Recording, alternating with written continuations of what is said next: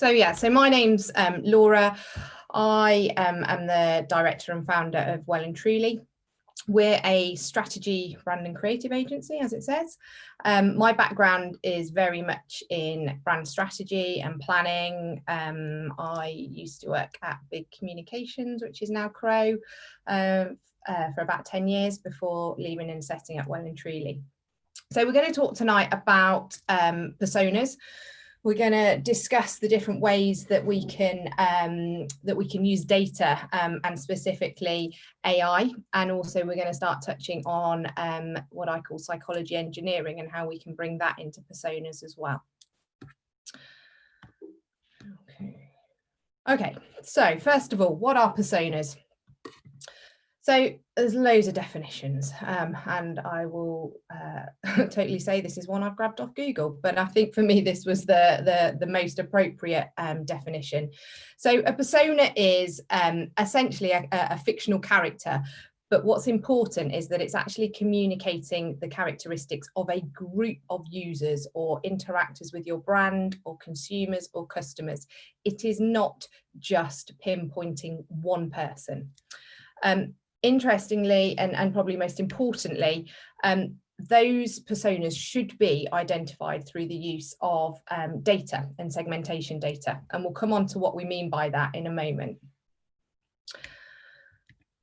So, if we were going to sum that up, essentially what we end up with when we are developing our personas is a group of users who all have shared behavior patterns. They've all got shared interests, shared motivations and reasons why they're going to be engaging with a particular brand or product or service. They've often got similar demographics and similar attitudes. And what that means is that we can better understand the different groups of our customers. Okay, we can then use that understanding of those personas to help develop really good user experiences across all touch points. So that whole marketing and customer journey from social to emails to website and background, essentially. The more we know about our customers and the different groups of our customers and different personas, the better we can design those experiences for them. What's really interesting when you get a really well put together persona as well is that we can actually understand and we've actually got knowledge about what's really important to that group of users about our product or service. So what attributes are they particularly interested in, and what are they going to buy into? And obviously that has huge relevance then in terms of the type of creative messaging that we might be putting together, and also the customer journeys that we are designing. Personas can be a fantastic starting point and influence for any design and creative teams as well. So again, really understanding who these people are, being able to picture that audience in your mind and put yourselves in the shoes of that audience, that customer, is a fantastic tool to be able to have within the creative process. As we talked about, we can also optimize all of our digital marketing, improving our return on investment, improving the time it takes through that process as well. So shortening up some of those conversion lead times. But it's not just, it's not just down to the creative and the marketing team. We can actually broaden the use of personas out across the whole business. They're a fantastic starting point for any innovation and NPD teams out there as well. And they work, so again, it's not hard to find. Have a bit of a Google, have a look around. There's loads and loads of great blogs out there about the benefits of producing really great personas. But these are just some of the key stats that I sort of pulled out. That 93% of organisations that are using their personas are outperforming their competitors. 72% are seeing reductions in their lead conversion times. 24% are collecting more leads.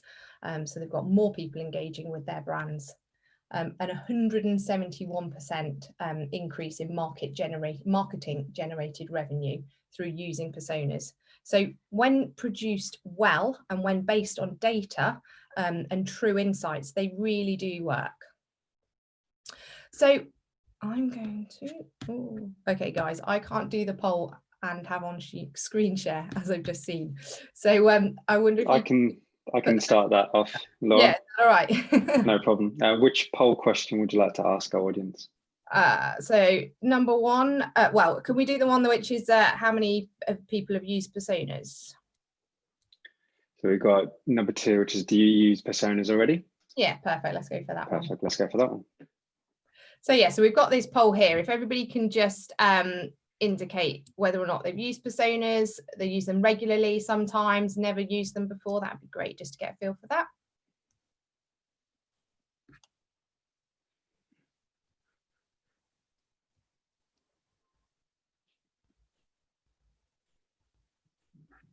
Cool. Okay, I think everybody's voted. Okay, great. So we've got a real mix then. So we've got about 20, just over 20, about 25% of people here have actually never used personas at all. 36% use them all the time. I've said yes, and about the same amount are using them sometimes, but not all the time. So I think for me, that's really, that's great, because that's, nearly 80% of people are using them, understand what they are and the benefits that they can bring to the mix. And for the other 25%, hopefully we can inspire you to explore that. Okay, so let's carry on. So one of the things that I'm sure everybody is familiar with as a term is target audience. Okay, so I'm going to take that off. Right. So yeah, target audience, and I get asked quite often, what's the difference between a target audience and a persona? Aren't they the same thing? So the way I tend to kind of explain that is that if you imagine you've got your target audience, and your target audience is the entire population of customers, prospective consumers who might be interested in your brand and who you would like to sell to. And then what you've got then within that target audience is you will have a number of different personas, different groups of people who are buying into your product or service for different reasons, who themselves have sort of shared interests, like we talked about, have shared demographics, shared interests that we said. So, as an example, this particular one I've just put up here, they might be interested in travel, fashion, have similar kind of values. So, what sort of motivates them in the within their world? Is it, here we've got sort of success, power, hard work, that sort of thing. But also really interestingly is they will have a number of shared, what I call psychographic traits as well. And this is where we get into some really kind of quite cool and interesting stuff around how these people tend to make decisions, how they learn, how they absorb and memorize information, the type of language and imagery that's really going to influence their behavior as well. So hopefully you can see that, normally around sort of, I would say, a more sort of traditional way of creating a persona would definitely touch on some of these sort of demographic traits. But actually, the ways that we go about creating the personas now and using AI data and bringing in this psychology aspect to it as well, we're getting a really, really rich feel and understanding for who these, who these people are and how best to interact with them. So for those of you who might have who've used personas before, there's various different methods, and I'm sure you've tried some of them in the past, and they're widely used, and I've used them myself. So it's not to say that these methods are wrong by any means. But I guess people have probably tried workshops. They've probably had a chat with the wider team and gone, okay, well, I've got it, I've been tasked with putting these personas together, but where do I start? Okay, well, let's start about, let's talk to the rest of the guys within the marketing team, or let's talk to my agency. Some people might have consulted the actual wider business as well. So bringing in people from other departments and what have their experiences been with customers. And equally, you may well have hired a consultant, someone like me, outside of the organization to come in and help you kind of build these personas.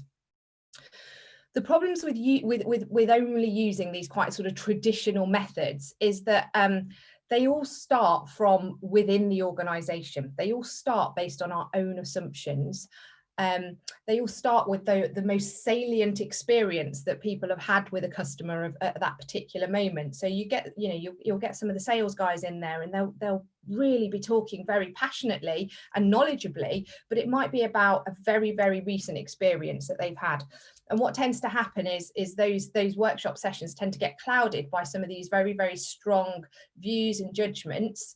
And like I said, they're not wrong, but actually how representative are they of our total audience? We don't know. So as we said, we kind of tend to base them on our own assumptions. We tend to describe people and not audiences.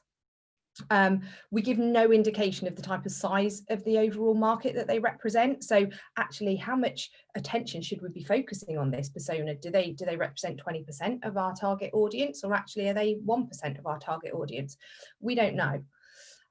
They tend to be really static, so it tends to be a job that sort of gets put on the marketing team's agenda, and we spend a lot of time and focus and energy and real passion kind of putting them together. But then it's almost a bit sometimes tick list. We've done that, we'll move on. We've now used them to help inform the website, we've used them to help inform the marketing that we're doing. And it's not until maybe like a couple of years later we go, hang on a minute, are these really still relevant? And things have moved on and things move really quickly. And to not revisit them on a regular basis actually can end up causing us more problems.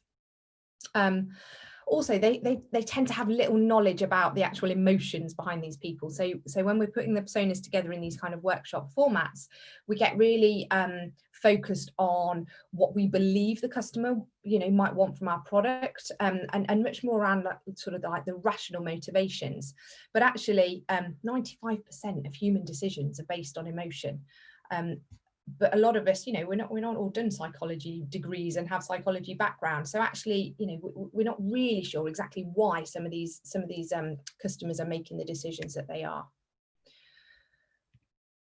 Some others of you who have sort of worked on personas might also now start to be pulling in your data from your analytics, which is great because actually we're getting sort of real-time data about behaviors and about what our customers are actually doing. You may also be subscribing to particular online insight tools. There's lots of different ones out there, but they're expensive as well. So many organizations wouldn't necessarily have subscriptions to these kind of services. Or you might have gone out and done some research, which again is fantastic. And any time that we can connect directly with our customers in any way is only going to strengthen our knowledge and help us to create much better personas. So I just wondered, before we move on, if we could just have a look at the poll question, which was about the drawbacks that people might have found or sort of experienced with personas in the past. So again, guys, if you could just fill this in, I think this would just be really, really insightful. You can select more than one option as well here.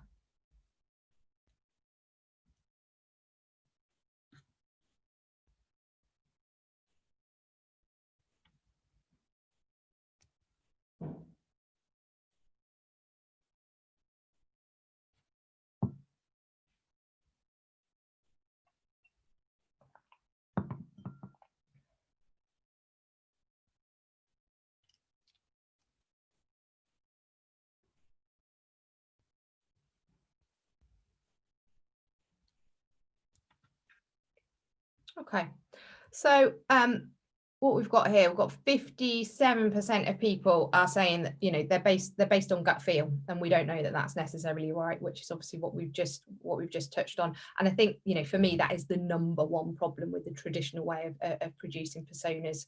They sit in a deck and they're never looked at again, 32% of people. But also what we've got here is 30% of people going, I'm not even really sure what to do with them once they've created them. And we can put so much time and effort into into getting these perfectly produced, or what we believe are perfectly produced personas. And then it's a little bit like everyone goes, what am I now supposed to do? How do I use this? How does this influence my role and my job? So that's really, really insightful. Thanks, guys. Okay. Right. Carry on. Okay, so I'm going to talk to you about developing what I call enriched personas. Okay, and this is something that I work with brands on all the time. And I have kind of like a 3-staged approach to doing this. So #1 is basing our personas on data and creating what we call data-driven personas. So we use an AI model that's been created that essentially looks at behavior and language and written word and consumer generated content in relation to a particular brand or product that's out there in the internet, digital footprint. And so this sort of AI algorithm essentially can assess millions and millions and millions of data points. And what it will do is start to use things like cluster analysis to go, okay, there's a pattern going on here, and now I can see, I can see this forming, and now let's see what this type of people who all seem to be behaving in a really similar way. Let's see what they let's see the type of language that they're using when they're describing our product or things in relation to the sector in which we work in. And very quickly you can build up quite a strong view of what these people look like in terms of their behavior, in terms of the language they're using, in terms of the product attributes or service attributes that they are talking about, that they are rating, that they are actively seeking and looking for. Once we've got this starting point to our personas, what's also really, really useful from the AI perspective is that we have a very, very clear picture of the size of the market that they represent. So I'm going to show you an example in a moment. But that's really, really important, and that's what's always missing in the much more traditional way of producing personas. Once we've done that, we then go through a process called psychology engineering, which again I'll come on to in a bit more detail. But also we look at where we might need sort of bespoke research to come into the program to help fill in gaps in knowledge. And that especially can be really important for when we're working with sort of startup brands or quite new brands who are still kind of finding out exactly where their product sits and that sort of thing. So if we just take a little bit of a deeper look then from an AI perspective. So as I said, these are produced by assessing, using an AI algorithm and assessing millions of data points that are out there. So I'll work with a brand to essentially create a brief. If it's an existing company or an existing brand that's been around for a while, then, if you can imagine how many conversations online are there about McDonald's in some way, shape or form, review sites, social media conversations, even looking at like recruitment websites and that sort of thing from like an employer brand perspective, there will be millions and millions of data points out there. When I've worked with other brands that might be more from a startup perspective, then often it's really useful to actually look at who their main competitors might be and understand some of the key phrases and terms that would be used within their sector. And again, that can start to give us a sort of a starting point of where to look for the data to help form these personas. We get a feel for who they are. We start to understand their interests, their needs.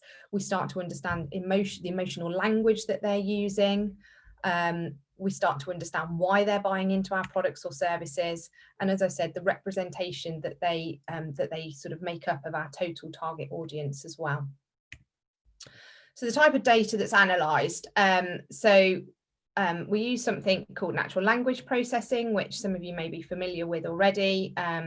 IBM Watson is again something you may well have heard of. So that's their sort of natural language processing tool. And what that does, and I've put here e.g. Wikipedia. So as an example of one that we've just produced recently, it was within the property sector, and I'm going to come on to talk to you about it in a bit more detail, but the property technology sector, and it's a new brand, it's a new startup. So what we've had to do is almost teach the AI model the type of language we want it to go off and find. So by using Wikipedia to then scan pages about property investment, property appraisals, property opportunities, these are all kind of the language of this sector, very quickly it will learn what language it needs to now go off and find. It's then starting to look at, as I said, social media sites, review sites, any shopping sites, essentially any website that's out there where there's any kind of consumer generated content or where consumers are behaving in certain ways. The algorithm will be able to analyze that. Things like Google Analytics and also public data that's available as well. So the output looks something like this. So it might not look that different to a traditional persona that we may well have developed within a workshop setting, But actually what we know is that this is true, that this is not based on assumption, that this is based on data. So we've got here a little bit of a bio, and this is just a fake one here, just for the purpose of demonstrating. But yeah, so we have a little bit of the demographic information. We've then got a small bio to give us a little bit of a feel for who this person is. The algorithm comes up with the name, also comes up with the picture that it feels is the best fit for that persona that's been generated. Talks here about the needs that this person's got in relation to our brand or our product and service. This go-to section here is really, really useful, because this is the main things that they're looking for when they are coming and searching about our product or service. So this is in relation to smartphones. So for this particular person, new and advanced technology is really, really important, but also the fact that it's easy to use. And that there are safety and security features. So instantly we know from a creative perspective and from a marketing perspective, the type of language and the type of messaging that's really going to start kind of ticking the boxes for this person or this persona, this group of people. We also have this section here about what to avoid. So again, it's talking about complicated explanations. So, you know, this person just wants it quickly, hit me with a big headline, and that's all I need. Don't bore me with details. The reason we have over here is about the interest is because you know, whilst it might not be that relevant to the fact that she's buying a smartphone, that actually she's interested in fitness and jogging, actually take that a step further. One, it's going to help us target this person, especially, you know, those of you who've done paid for ad booking, etc., or on social media ads, Facebook ads. The fact that we know what interests them is going to help us to pinpoint that targeting. But also, again, we can start to think from a creative perspective. Okay, so, you know, there's a likelihood that this group of people are really interested in fitness. So actually, from a creative perspective, showing how the phone could be used within a sport and fitness capacity is probably going to tick a lot of boxes for them. The emotion section that I talked about, so this comes through from that sort of natural language processing that I talked about. So the type of things that are really going to sort of piss her off, basically, and get her angry, and also the type of things that are going to bring her joy and make her happy. And then lastly, at the bottom here, what we have is an indication of the size of the audience that she represents. So we know that this person, this persona, represents 8% of our market. And the chances are, once we've got about 3 or 4 of these produced, that you know, we'll have bigger sort of bigger representations and smaller representations as well. And so that will help then from a budgeting perspective or from a time and effort perspective, where we're going to put our marketing budget, how much spend are we going to focus on this kind of messaging and this sort of creative and this journey versus this one for this other audience. Okay, so I talked about this property sector. So I just thought I'd just show you a real life example. I'm going to speed up a little bit to make sure that we stay on time. So this was a startup company within the property tech sector who has created an online tool essentially that will help people find opportunities for their next property development and also appraise those opportunities. And when they came to us, they said, yeah, we've done all our work on personas. Here you go. We've got our 2 personas. We've got Jennifer, and she represents our novice part-time self-employed property developer. She's working already. She runs this alongside her current job, and this is everything you need to know. And then on the other end of the scale, we've got Michael, and he's a professional property developer. He works for a company, does this full-time. This is his job. He's paid to do it, and he's responsible for making recommendations. So we're like, okay, this is great. Turns out these were put together through that kind of workshop scenario. There was no external involvement in putting these together at all. So it had only come from a very small team of 5 internally within the business. So we ran the AI model and had a look at what we were going to get out, basically. And actually what we found is that we had 3 personas. And that Jennifer, who was our novice property developer, yes, we had one that came out as a novice property developer, but actually it was much more likely to be an older male than a young 30-something female. The profile for Peter was essentially a much more risk averse persona. They were much more worried about safety and looking for reassurance. And actually they made up 16% of the target audience, which was a pretty large number.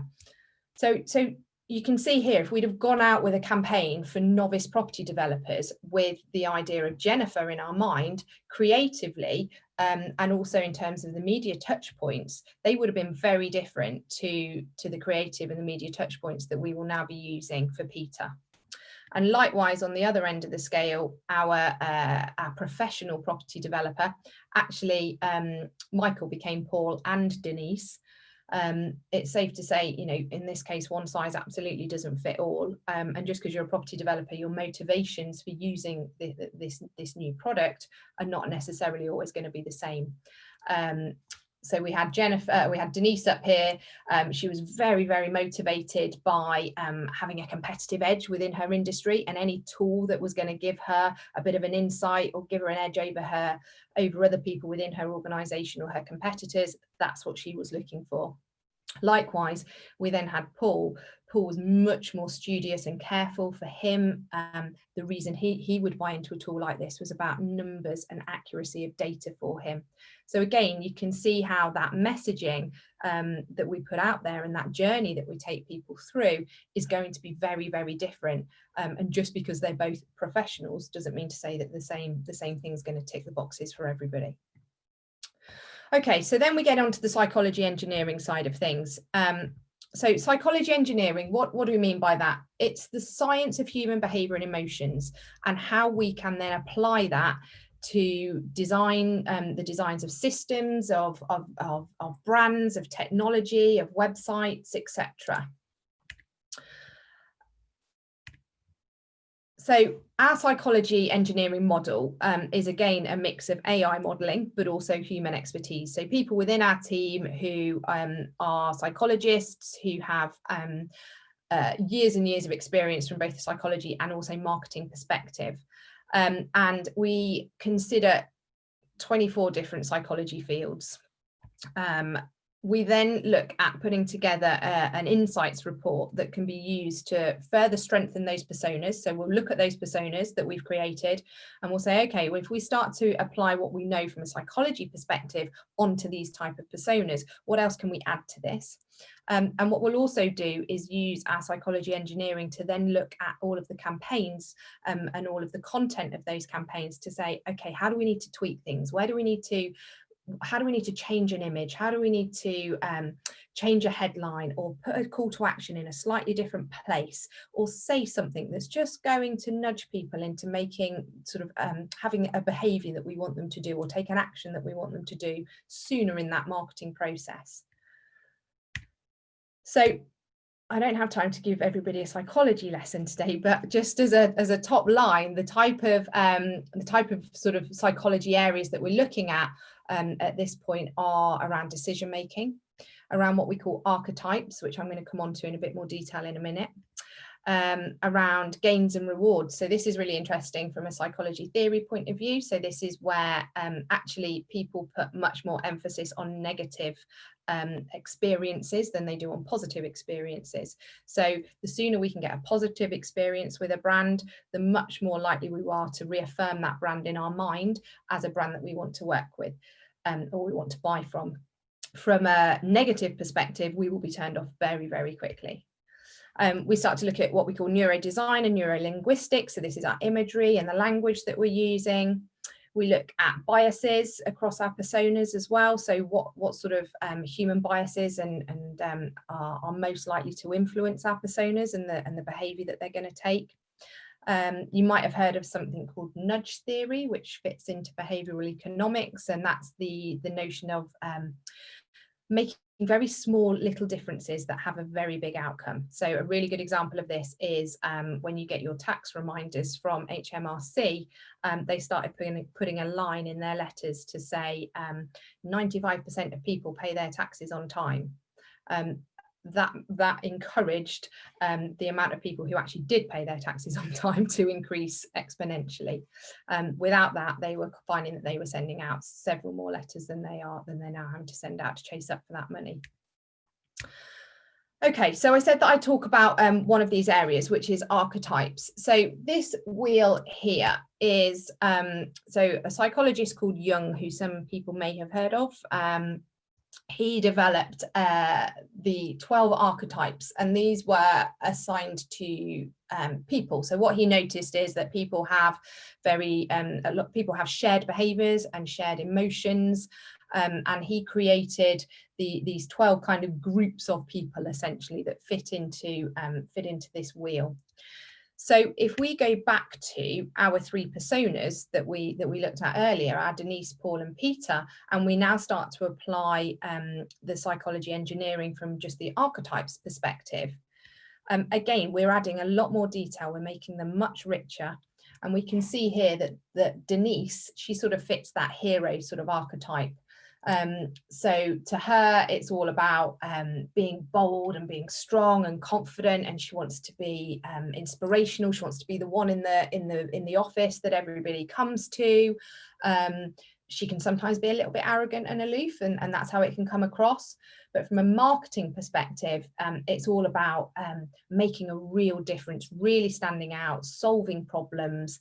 So anything we can do from our creative perspective that is going to kind of tick those boxes for her is going to get her engaged with our brand. Paul, on the other hand, if we remember, Paul's also a professional. He also works in a really similar role to Denise, but he's a very different person. So he's much more responsible, he's very organized, very much sort of the administrator. He wants things to, he sort of wants to see a control in the work that he does, and he's trying to, chaos or things that just don't really make sense, or having to make decisions based on bad data, which is his kind of problem in our property tech world, is the crux for him, really. And then lastly, Peter, who was our novice property developer, he's actually a much, he's our innocent. So he could be seen as being a bit naive and boring. But actually what he's looking for from a marketing perspective within the property sector is he needs to have that trust in a company. He needs that company to be very reliable. He needs to understand where this company's come from, especially if they're a startup. He needs to know that he can trust what they're telling him, because actually that reassurance and that safety is really, really important to him in this world. So that's just one example of where this idea of psychology engineering can be used to help kind of strengthen these personas further. So essentially what it gives us when we've kind of done the whole process, and this takes a few, 2 to 3 weeks really, is by each audience, so by each different persona, we will understand what the brand means to them. We can then understand how we deliver more of what they want. We look at how to then use that trigger psychology that I talked about and that nudge psychology to encourage them to take actions where we need them to or where we want them to, and to try and shorten down those marketing sort of timeframes and those funnels. We know how to kind of seize any gaps that are in the market. So we know that where competitors are failing to attract and to speak to our different personas, we know what those gaps are, and therefore how we can seize upon them. We can look to build what I call a zone of temptation. So getting people interested and excited about our product again a lot earlier in the process. And ultimately, we can help them to purchase our products quicker as well.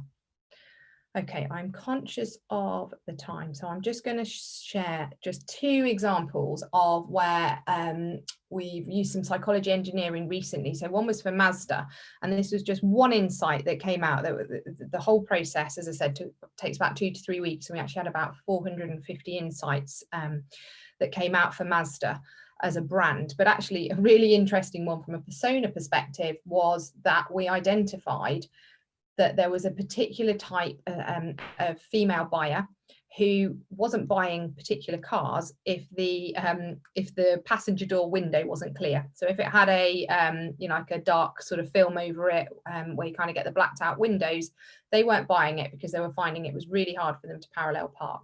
Okay, we could say that's a bit sexist, but it was a true insight.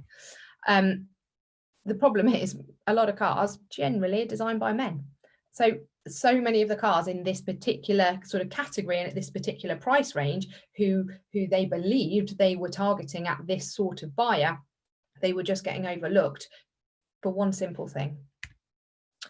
Another example of where we've used the psychology engineering is with a company called Hastee. So Hastee are, they basically are a payday, they allow people to access their earned income, their pay, sooner than having to wait till the end of the month. I won't go into any more details, but it's not payday loans. It's actually quite a, it's a very honourable sort of brand, really. But what they were finding is that when it came down to actually deciding whether or not an organisation was going to partner up with Hastee and was going to offer this as an employee benefit, when they went in and spoke to CEOs, they would get really, the CEO would get it straight away. They would be very, very engaged with the process, very engaged with the brand. Yeah, this is great. We should do this. It's a no-brainer. They then pass it on to the finance team, who obviously have to then try and integrate this into their current pay systems, and who also, the finance director's got to be the one to kind of rubber stamp this, say yes, we're going to take this on, and also embed the service within the organisation. And when they were getting to the finance director, it was almost as if they were getting a door slammed in their face, and they just couldn't understand why that was happening. So we worked with them to build out the persona around the finance director and who they were and what it was that was really motivating them. And then we went back and looked at the communications that they were putting out there, their website, their emails, etc. And actually, we found that they were much too aggressive within the copy and the approach that they were taking. And actually, that aggressiveness and directness was really, really ticking the boxes for the CEOs, but actually was becoming a problem for the finance directors. So the last area, I'm going to do this in 1 minute and then we'll have time for questions. So the last area, as I touched on at the start, is around research and doing bespoke research for brands. And there's an argument all the time as to whether or not we do the research first and then get into doing the AI personas and the psychology engineering, or we do the research last. And I would say there's no right or wrong answer. I judge each case, on its own merits. For the startup prop tech company that I was just talking about, we've actually done the AI personas first because they've helped us from a research perspective to know that we are recruiting the right people into our research. If we'd have recruited initially, we would have done it based on the personas that the client gave to us, and we know that actually they were quite off the mark.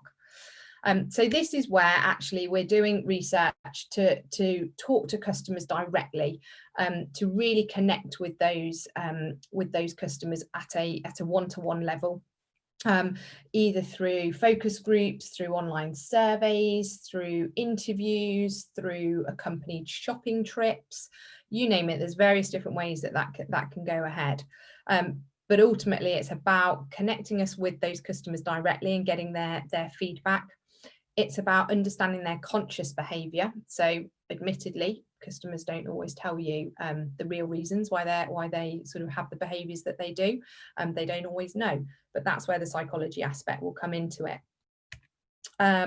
It will allow us to discuss and to understand sort of how and why they behave in the way that they do. We can test out how they respond to creative messaging or new price points. We can test out new product ideas and new sort of innovations. We can even do sessions with them where we're helping them to, where they're helping us to actually develop product ideas. We can then, so the point being that we are getting that really rich, insightful data. We're filling in gaps in our knowledge. We're not basing everything on assumption all the time. And the outputs of this research actually can then be fed back into our AI system. So if we've done an online survey, for example, and we have an output that is an Excel spreadsheet in some way, we can actually feed that back into the AI process. We can rerun the personas, and what that's doing is, again, starting to understand the language that people have used when they've typed out answers to us, and it will just be sort of enriching and making those personas sort of more and more crystal clear every time we kind of rerun them. So how can they be used?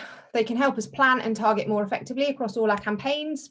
They can help us optimize our content across all our different touch points. We can use them to help segment databases in the future. So if you've then got a group, you've got a database of 8,000 people, what we can do is help to structure surveys that go out to that database to help us then identify who within that database falls into each of those different personas, which obviously then can feed into our marketing automation processes. They can help us to define and identify different customer journeys and how to optimize them, and loads more. But that's where I'm going to leave it now, because we've still got 10 minutes, hopefully, for question and answers. Thanks so much, Laura. All right. Should we have a digital round of applause for that talk? That was really, really insightful. Yeah, we've got a few minutes for some questions, so should we jump straight in? Yeah, perfect. Laura, have you had a chance to have a look at the questions? Yeah, they won't open for some reason. Hang on, let me stop sharing. Maybe they will now. Right. I haven't had a chance to look at them all yet, so maybe you guys could just read some of them out to me. No problem at all. I'll go from the top. This is from Joey. Are personas contrary to inclusivity and diversity? By definition, personas are representative of the majority of your audience, but I always worry they are so general that they might make us forget about the needs of users who fall outside of the majority.